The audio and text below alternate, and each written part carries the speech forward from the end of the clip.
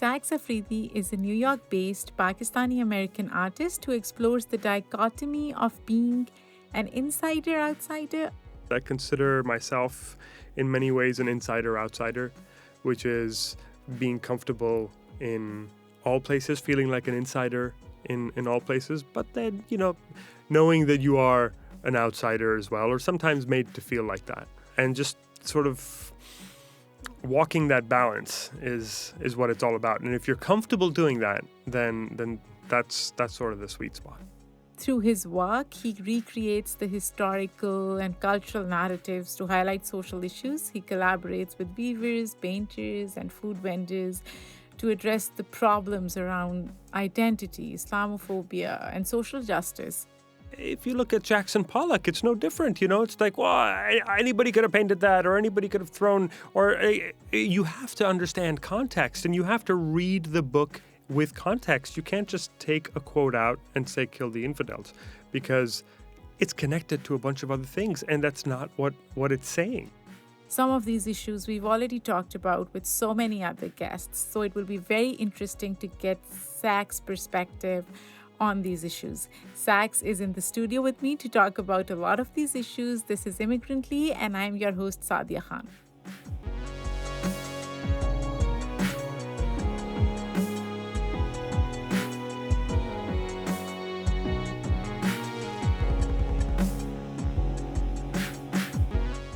Welcome, Sax. I'm so excited, and we are finally doing this, right? Yeah. So we rescheduled it twice. I'm sorry about that. In fact, 3 times. Yes. But one time it was because of me, and then it was because of your scheduling issues. So you are a lot busier than I am. And I apologize for that.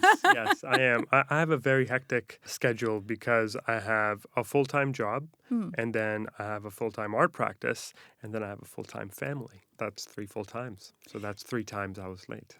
Or I had to reschedule. You had to reschedule. And the good thing is you didn't cancel. No, Yeah. Of course not, because this is important. Oh, thank you. Okay, let's start with your name. Your first name, Sax. Saqib. Saqib. Yeah. I did this episode few months back. It's called What's in a Name? Yeah. And it's about how immigrants change their names and Yeah. make them more westernized or Sure. anglicized when they Sure. come to the U.S. to make it easier for other people to pronounce Easier to them. remember, yeah. Right. Yeah. But then your last name is Afridi. Damn proud of it. Yes. Yeah. So I was going to ask you, it's like people who grew up in Pakistan or even Afghanistan know that it represents an ethnic identity. It represents a tribe. So Right. I'm sure you're very proud of that. But how many times has that name been butchered? Afridi is not. Saqib was butchered. Really? That's why I changed it. Oh my God, that's interesting. Yeah. And I haven't legally changed it or anything. But I spell it S-A-K-I-B. I was born with S-A-Q-I-B, and then at some point in middle school, I decided that I wanted it to be grammatically correct because there should be a U after a Q, so I changed it to S-A-Q-U-I-B, and that didn't work so well, and then I just moved it to S-A-K-I-B, and I was S-A-K-I-B for the longest time. And then here in the U.S., everybody would just call me Saqib, and that just got under my skin, and after about maybe 10 or so years of it or longer, of just getting under my skin, or people just having a hard time remembering it. I think that's what it was. I like to think of myself as a fairly memorable person. So when I would get people who I'd met a couple of times, through work or whatever, they would look at me with like, hey, nice guy whose name I can't remember. And that would happen all the time. And I kind of just got sick of it. And as I was, just one day, a friend of mine, Sophie Ali, says, why don't you just change it to Sax? It's simple. We have a friend, Shaquille, who's Shax. And she goes, you can just be Sax. And I thought, that's a great idea. I'm just really sick of it.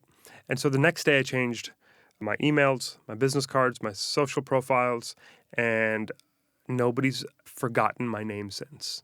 So it was really a branding exercise. It's, another way to say it, it's my stage name. And as an artist, I get to have a stage name. It's interesting because, so I have 2 girls, and I have named them Palwasha and Zarmina. extremely ethnic names. Give your daughters hard names. Yeah, I get it. Listen, I'm all for it. I've definitely felt the guilt of changing it. Although Zermina is easier to pronounce, nobody messes it up. Yeah. Palvasha Balbasha is is hard. butchered Yeah, all yeah, the time. yeah. Polwasha. And she's like come up with all these different concoctions of it. And sometimes she doesn't even tell me what she's calling herself anymore. And to me, it boils down to why should we change our names? Why should the onus be on us rather than, be on the people who need to learn our names? We learn Gora names, don't we? Yeah, but it's a two-way street. And it's, we're not the only ones who have done this. Ralph Lauren's name is Ralph Lifshitz. So the artist Rothko, his name is Rothkowitz. So, he changed his name because there were too many Jewish artists. So people do change their names sometimes for memorability, sometimes for branding, like in my case, but other times just to assimilate.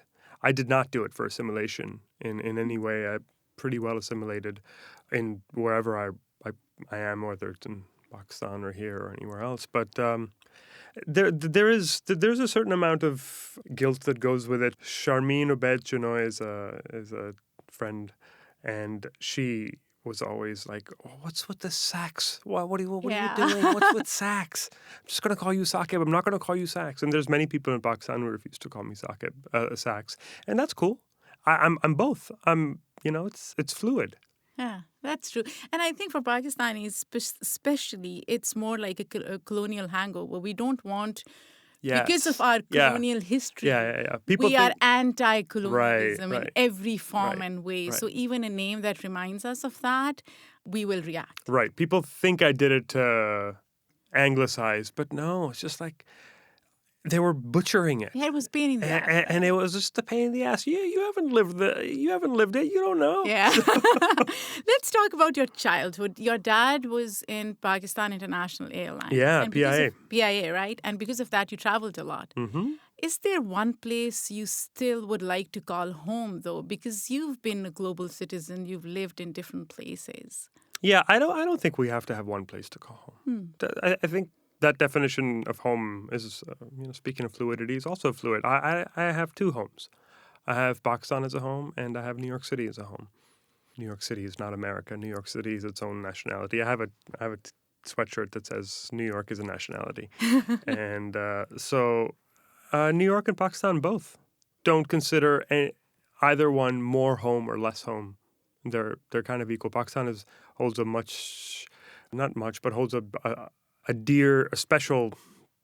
more special place because of emotionally. But New York is where my soul is.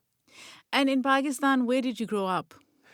So in Pakistan, I grew up moving countries every 2 to 3 years. Oh. So I never really lived in one place for longer than that. So I'll just give you a quick chronology and then you'll know. I was born in Peshawar, like you. I wasn't born in Peshawar. Okay. I was born in Rawalpindi. So born in Peshawar, lived there for 5 years. Then we moved to Libya for a year. Then we moved to Sri Lanka for 3 years. Then came back to Peshawar for 3 years. After which we went to Saudi Arabia for 3 years. Then came back to Rawalpindi in Pakistan and lived there for a year. And then moved to Islamabad for 2 years. And then we moved to Johannesburg for a couple of years. Wow. And then while I lived there for a year, I came back to Pakistan for about 6-8 months or so to Rawalpindi. And then we moved to Dubai for about a year. And then I came to the U.S. for college. And then in the U.S., I lived in Connecticut, Philadelphia for a short stint. Like, I don't even, not really lived, just stayed there for a while. And New York City twice, San Francisco. And how has that changed your outlook on life? Has it made you more tolerant of other cultures, religions, ethnicities? 100%. 100%. I feel I'm a much more flexible and open person because of that. Because I was thrown into different cultures and school systems and social dynamics to deal with at a fairly young age and just forced to adapt. It makes it easy. And that's why I have a series of works and I consider myself in many ways an insider-outsider, which is being comfortable in all places, feeling like an insider in all places, but then, knowing that you are an outsider as well, or sometimes made to feel like that. And just sort of walking that balance is what it's all about. And if you're comfortable doing that, then that's sort of the sweet spot. And does it also help in your marriage because you're married to a Palestinian American, Yes. different ethnic identity, different religious identity, Same values. same values.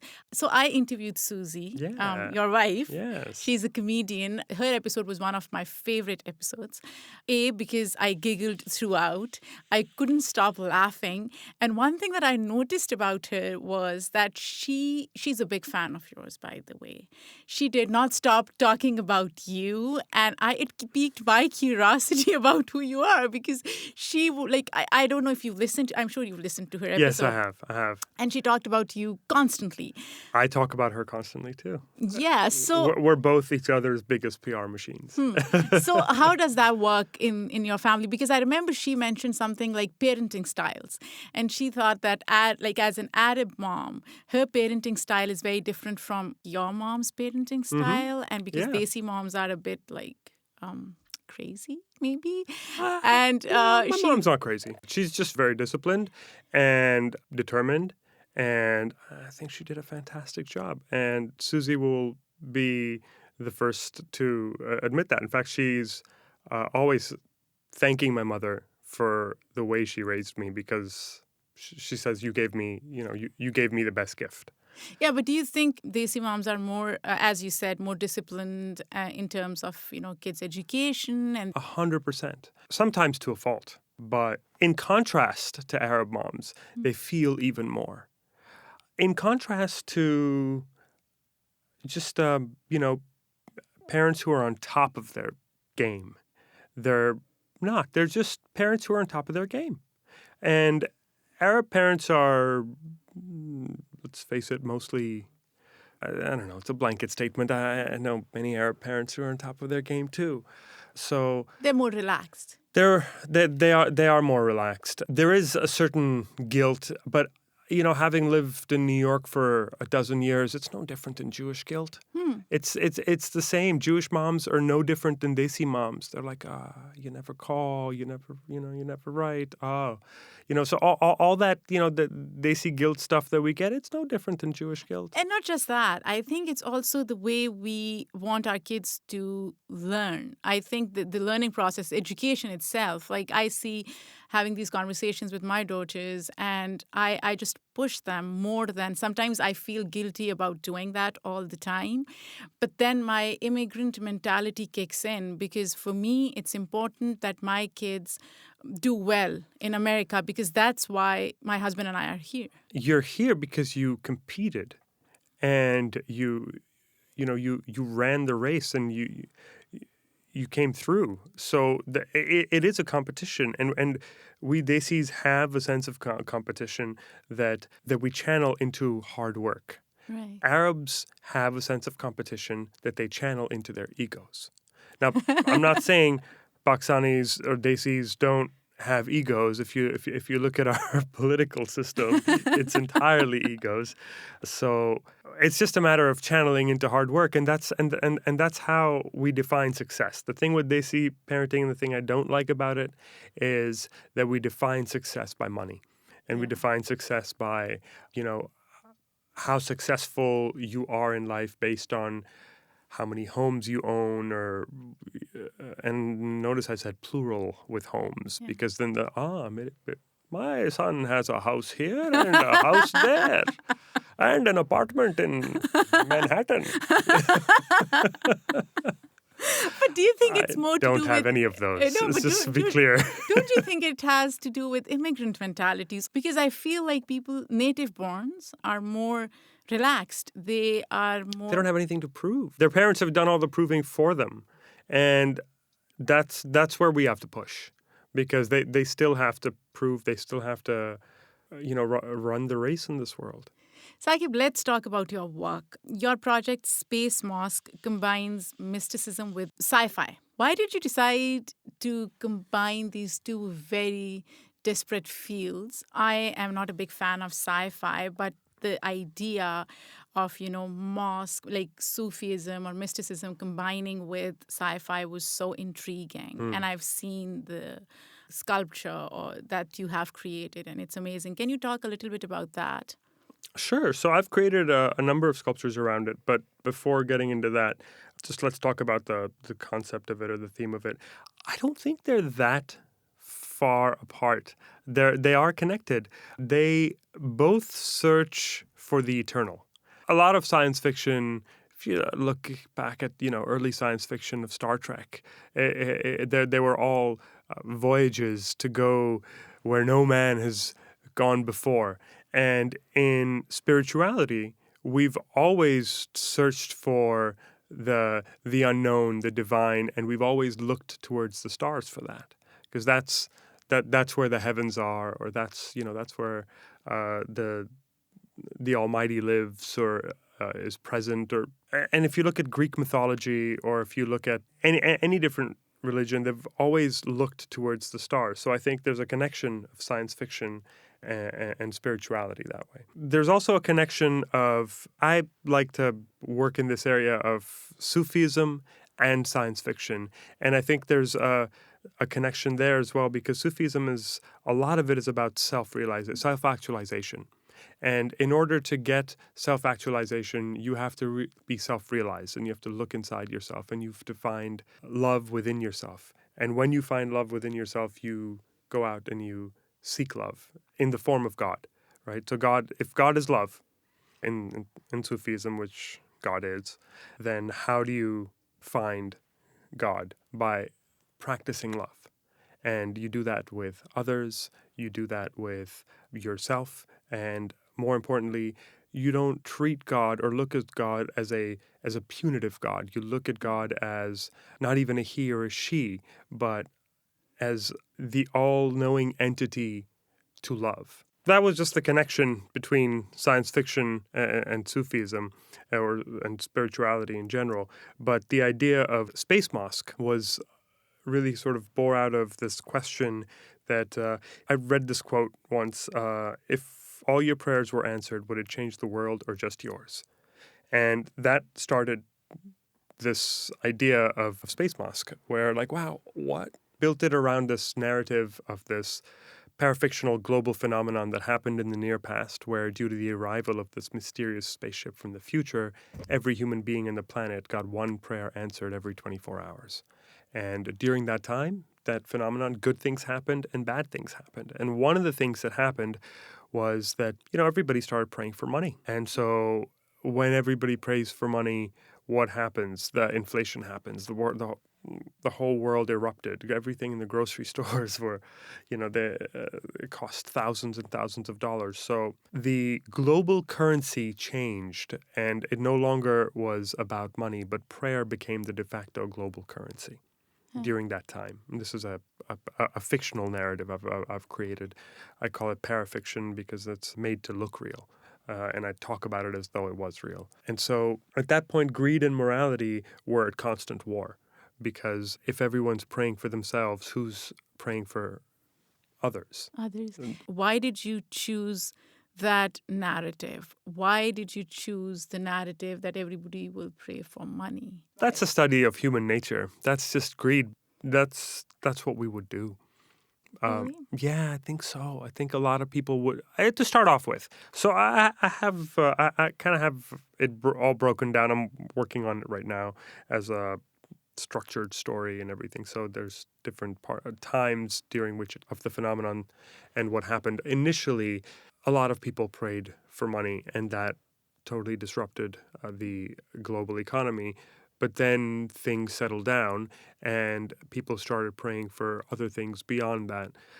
But then people also discovered that children's prayers were accepted and being received with a much higher rate of return than adult prayers, because there's a sense of intention and purity that children have that adults don't, because our prayers are infused with ego and, jealousy and things like that. This is such an interesting concept. When I think about prayer, to me, it's realization of one's limitations as human.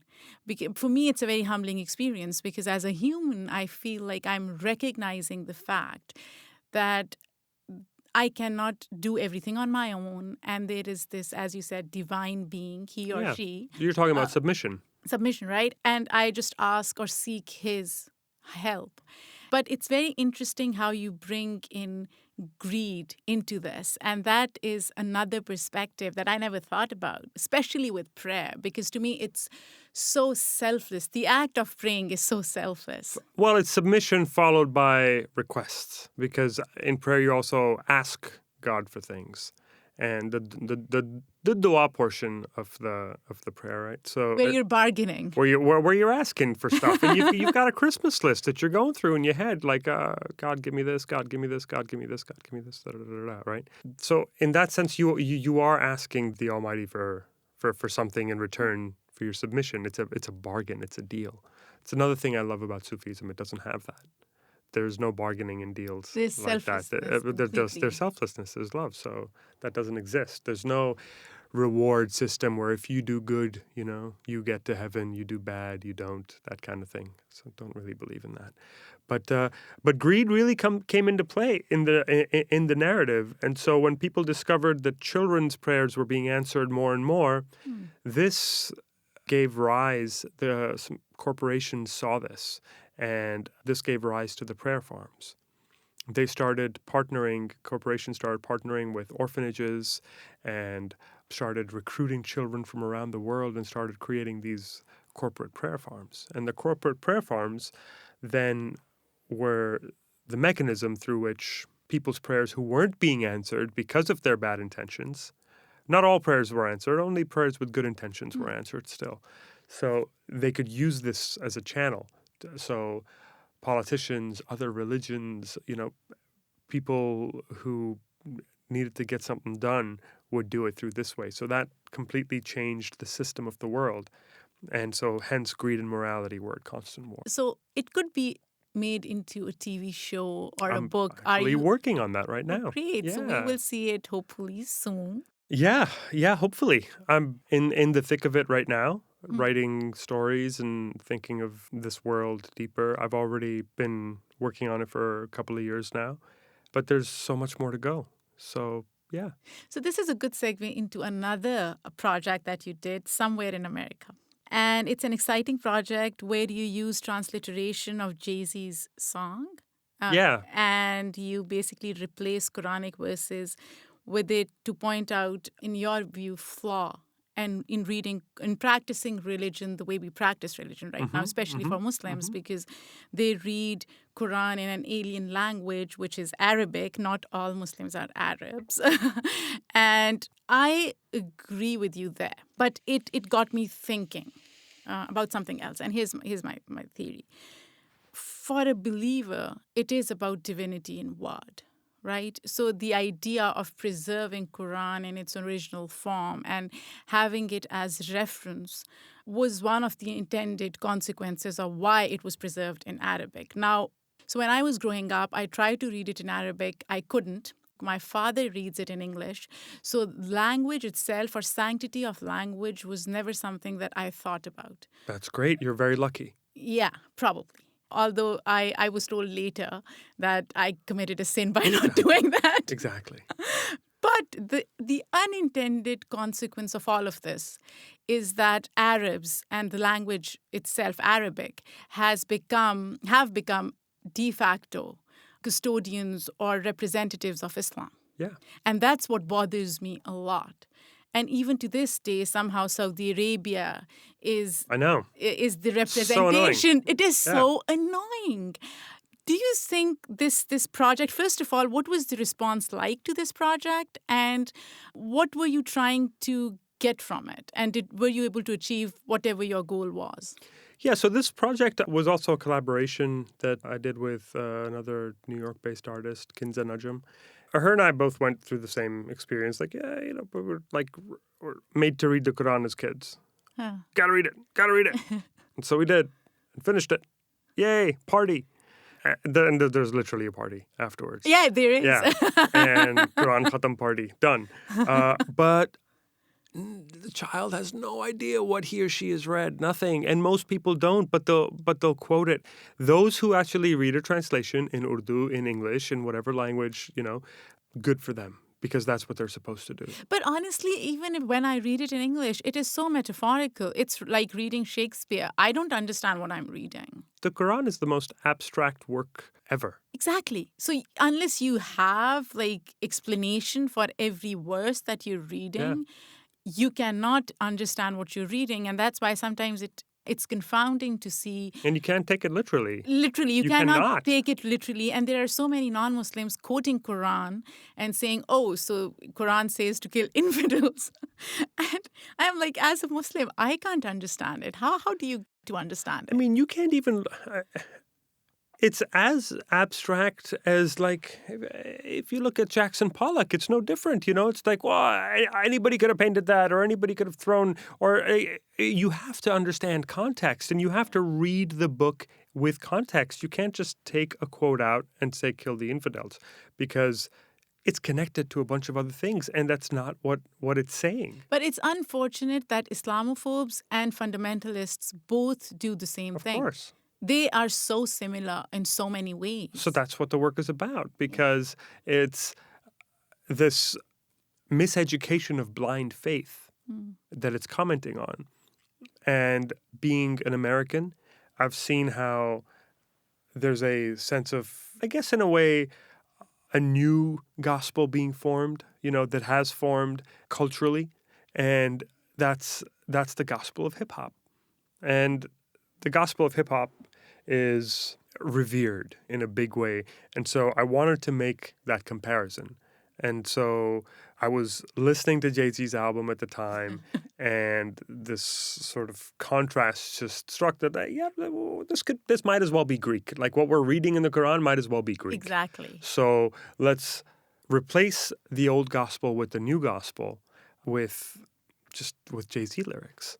And the lyrics are also, commenting about the state of affairs in America as well.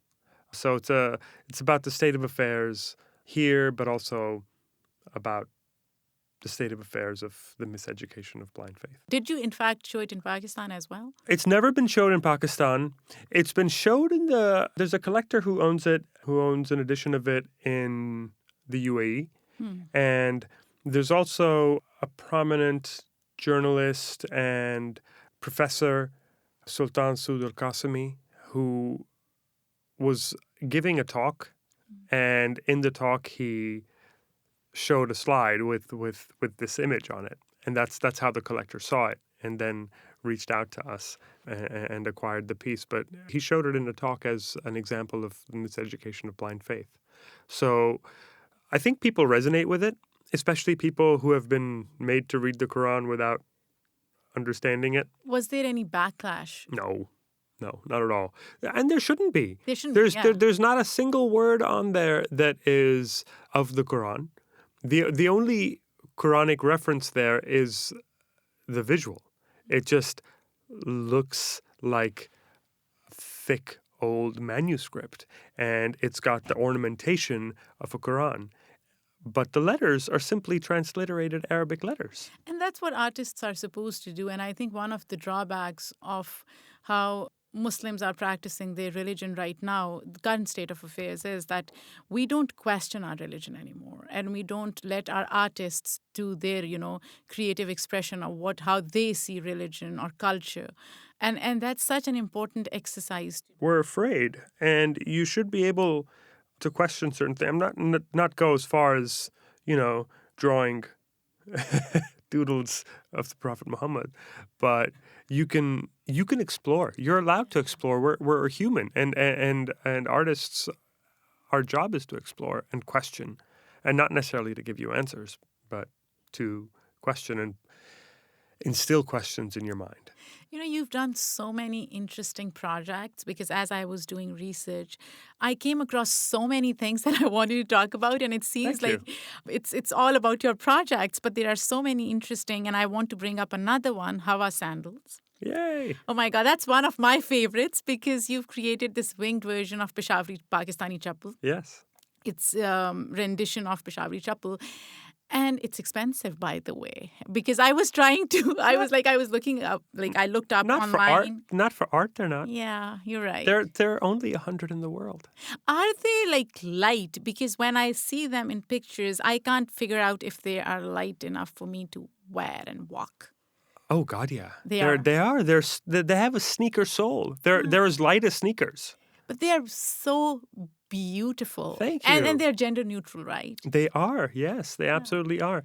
And they're a beautiful creation that I'm very proud of, that Marjor and I worked on together. And those guys are amazing. They are a handcrafted shoe company based in Pakistan, and I partnered with them. The idea for the sandal first was part of the Space Mosque project, and the story behind the sandal starts with a story of a 12-year-old boy during the time of the phenomenon who lived in Peshawar, Pakistan, whose parents were separated, and the boy prayed to spend more time with his estranged father who lived in the town of Kohat. And so he prayed to spend more time with his father. And the next morning when he woke up, his Peshawari chappals had grown wings. And so he would go and see his father every day after school and then come and fly back home. And when the vessel left, the sandals stopped working. But at the show, at the Space Moss show that I had earlier this year at Icon Gallery, there's a sculptural versions of these sandals, and they have much larger wings. Those aren't really wearables, but I made those with Marjor, and my experience with them was so fantastic. And the story of Waqas and Sidra, the couple who founded Marjor and then later Adams, which I'm wearing as well, by the way, I just loved it so much that we just developed this connection, this immediate bond of friendship. And we started talking about the idea of a limited edition, smaller winged version that were wearables. And they make a sneaker chappal, which is so comfortable. They basically took the rubber tire sole that exists on all Peshawari chappals and swapped it out with a foam sneaker sole. And that immediately makes the chappal much lighter and much more comfortable. Yeah, because Peshawari chappal, and my father used to wear it, he still wears it. My Yeah, brother so do growing I. up wore it. And it is not the most comfortable chappal. You have to break them in. You have to, right? Yeah, but the Hawa sandals don't It's really different. take. It's different. It's very different. They don't take much breaking in. I wore mine the first day, and I walked 9,000 steps in Manhattan. Wow. And I had a small blister towards the end of the day, but that's That's normal after breaking in any shoe. But they're just so comfortable to walk in, and the wings make them look even lighter. They don't feel lighter, but it's not a heavy shoe at all. So it's handcrafted leather with this sneaker sole, and they come in white and tan, and there's 100 of each. And are you planning to add any more colors? There are plans of doing another color in the summer. Yes. Is it a tribute to your ethnic identity? Because Peshawari chappal is so quintessential Pathan thing. Yeah. Somehow there's so much pride in it. Yeah. And so I was like, when I saw it, I was like, oh my God, now, people globally can wear these chappals that our parents have been wearing for so long. And by the way, who is your audience? Because you've done so many different projects, and every project has some cultural context to it. Who are you trying to connect with? People who live in both my homes. So people of New York or America or the world, and people of South Asian origin, people of Middle Eastern origin, people of any origin who are empathetic with the idea of being an outsider and having felt what that feels like.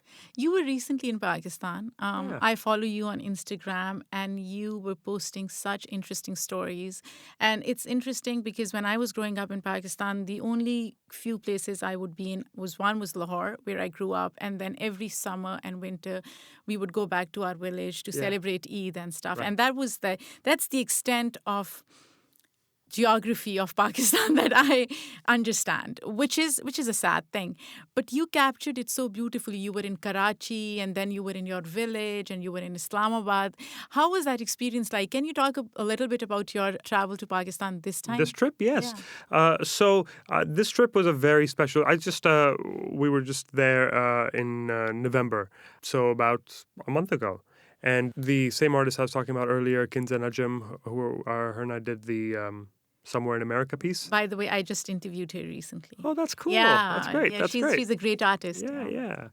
So her and I did this collaborative, interactive installation, sculptural installation. I guess it's technically an installation. It's a seesaw with a double-sided stainless steel mirrored wall in between them with a little opening in between. And when children ride the seesaw through the opening, they can see each other. But when adults ride it, we just see a reflection of ourselves. And so the work is called Don't Grow Up, It's a Trap. And it's a permanent, well, Kinza's probably already told you, but it's a permanent installation at the Karachi Zoo Park. And it was part of the Karachi Biennale that happened it's November 2019, just now.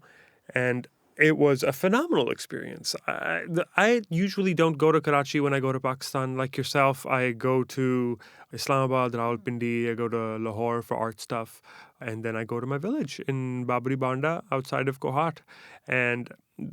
But that's still that's a whole region of Pakistan that I go and visit. Lahore is a completely different world, and then Karachi is a completely different world as well. I have so many friends from Karachi, and I'm so connected to Karachi in that way, but I've only been a handful of times in my life. Same here, just once or twice. It was like going to a new city, but because I know a lot of the artists and a lot of those people through art and Instagram, it was so amazing meeting a lot of them for the first time. So, but I felt very welcomed and just felt very much a part of it. In that sense, it was great. It makes me want to do more things in Pakistan. And then afterwards going to my ancestral village, Babri Banda, Pakistan, which is completely different than Karachi.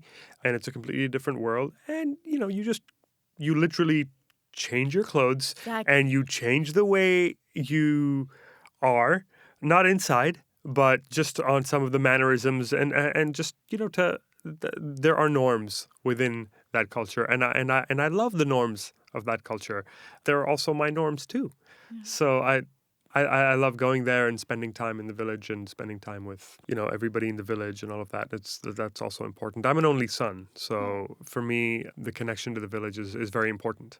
And you were also showing hujra. And again, my parents' village, there is a hujra. I'm so used to all of those terms, but you have to have context for it. Did you get any questions about, hujra and all that you were showing? Oh, sure. Yeah. I was posting a fair amount in my Instagram stories, and people were asking questions of, all right, so what's this place here? What's going on?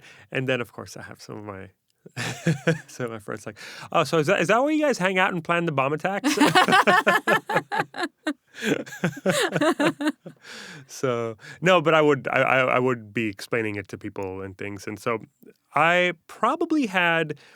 I'm not kidding. About a dozen people who wanted to come visit Pakistan with me after those stories. Really, because people here are scared to visit Pakistan. They don't unfortunately, know. they don't know. They don't know. They don't know that the bomb attacks, the bomb planning doesn't happen at the Hujra. Yeah, it happens in the room behind, around the corner. There's another photo series that I want to talk to you about before we wrap up, and it's called A Suitable Girl. It's a satirical take on this quintessential girl that every mother and son wants. This is a Tariq Amin idea. Oh, really? Yeah. So for those who don't know, Tariq Amin is Pakistan's probably one of the most prominent, probably the most prominent hair and makeup artist. Well, there's a handful. He's definitely up there, and he's been around for. Yeah. I used to go to him for a haircut, and this was I don't know why I would spend so much money as a college student and do that, but I did that. He's like probably the most prominent, right? Yeah. In Like Islamabad, at least. yeah, I mean, he's like a yeah. household name. So I was at a party with him one evening, and he's like, "I'm so sick and tired of all these women coming up and saying, "Mujhe Kim Kardashian bana do." He's like, "Make me look like Kim Kardashian." He's like, "I swear, I want to just do a photograph." Even Kim Kardashian is not Kim Kardashian. Yeah. She's evolved and transformed over Of course. years, right? Yeah, she is. So he had this idea. He says, "I really want to do a photo of my salon, and instead of, a bride sitting there, I just want to have a blow-up doll sitting there." Yeah. And I was like, "That's a great idea. That should be like, you should do that." He's like, "No, I can't." Yeah. Because I'm Tariq Amin. I can't do that. I said, "Do you mind if we do that?" And he's like, "Yep, please, by all means, go ahead and do something with it." So I left right after that, and I called Kinza. I'm like, "Hey, what do you think?" And she was like, "Yes, let's do it." So then we explored that idea further, and Kinza connected with that idea as well. She herself was a suitable girl, and so she found a connection with it too. So the two of us worked on it together, and we created these series of photographs with this amazing photographer, Morgan Miller, here in New York. And we shot these scenes and scenarios with this blow-up doll bride, and the whole idea of, she's this suitable girl, perfect for the South Asian home where she'll be taking care of her in-laws and her husband, but at the same time looking like Kim Kardashian, and like all these pressures that Desi parents put onto their daughters that is unnecessary. And it's unfortunate how pervasive this notion is, even in India and Bangladesh. And it's like Sure. the entire subcontinent. But do you think... We give them difficult names and difficult burdens. Yeah. Yeah. So we should just leave them with difficult names, and this stuff right Yeah, there. just like Palvasha, and that's it. Yeah. But do you think it's being too harsh to judge society by its worst traits? As artists, it's our job to show a mirror. How would you describe a suitable girl, though, for audience to understand what does that mean? Oh, in its in its traditional yeah, context. in traditional context. Not my idea of a suitable girl. Not your idea. Okay. My idea of a suitable girl is Susie Afridi. But a suitable girl is a well-educated girl who has full college degree, master's degree, doctorate maybe, but she cannot study, but she cannot work as doctor. She must be housewife. And all right, I'll stop the accent. And so my daughter does that. Yes, my son does it, and he does it terribly. And so she has to be highly educated, but will not use her degree in any way. She must come from a certain dowry, or she must come from a certain type of family. And then the expectations of her are to serve. And almost in a geisha-like manner, and then to worship her in-laws and the ground that her husband works on. And I think, this is also, we get we're subcontinental. So, we get a lot of this from Indian culture as well. And it's just something that we've been raised with for generations. Do you think it's changing, though? Do you see a change among... Did I capture a suitable girl, though? Yeah, did I miss anything? You did. What did I miss? Age. She cannot be past. You're right. 20, 22, 23. Yeah. If she goes beyond that, she's That's already it. down. You're done. Yeah. You're done. Yeah. You're past your prime. You're past your prime, and it's so. I think our audience will relate to that as well, right? I mean, that's no different than I hear 27, 28-year-old girls struggling with that themselves. They're like, "Oh my God, I'm 30. I haven't found somebody that I haven't found the one. All my friends are getting married." So this is a normal thing. I kind of and it's hear different it, right? for guys. It's completely different. But there's that's a whole other conversation. But yes, completely different. But this idea of pressure from the parents is the difference between how a 28-year-old here feels versus a 28-year-old in Pakistan. There's a much harder pressure because she's getting it from everybody, down to the guy at the store who says who literally a lady at the store will ask you, "Are you married?" in in Pakistan, Pakistan, it's everybody so is in common. everybody else's business. That's Yeah. common. People can ask me questions like Right. when my daughters go to Pakistan, our family asks them really crazy stuff and they are shocked. Right. And then my husband is, no, this is just part of our culture. It's okay. And sometimes I'm like, no, it's So that's not the burden of a okay. suitable girl. Yeah, and it starts early on. It starts at like, what, 17, 18? Yeah, I would say earlier. Yeah. Yeah. My sister was told, I think, at about 13 or 14, that, when, nothing, but just not told anything bad. It's like, when you get married, it'll be like this, it'll be like that. And like the dream of the wedding and what your role as a woman needs to be starts, I think, at probably 13, 14, And it is such an integral part of who we are as a society and how we define women. Wedding and marriage and family, it's like we don't talk about other issues as much. It's changing. There are many strong women out there right now who are changing this, and I love it.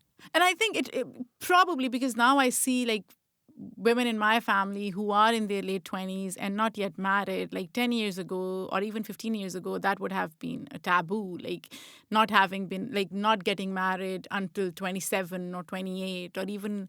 Or not getting divorced. Or getting divorced. Yeah. Although in my household, it was so different. Or just being single and having a career and choosing to do that. Choosing to not have kids and just... Yeah. And to live your life. I think more and more women are doing that now. Yeah, but when I see Pakistani TV, I feel like everything is the same. Is it like, are we regressing in terms of our media outlets and depiction of who we are as a society? No, I think Pakistan is becoming more and more woke every day.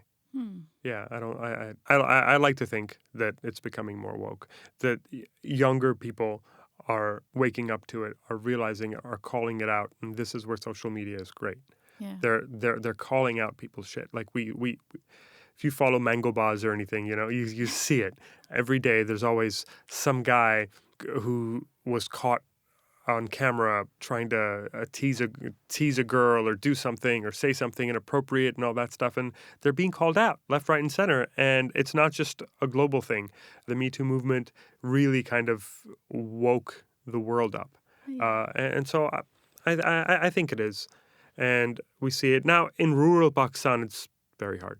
Although I would think that people in rural Pakistan and in like upper class in Pakistan are more emancipated.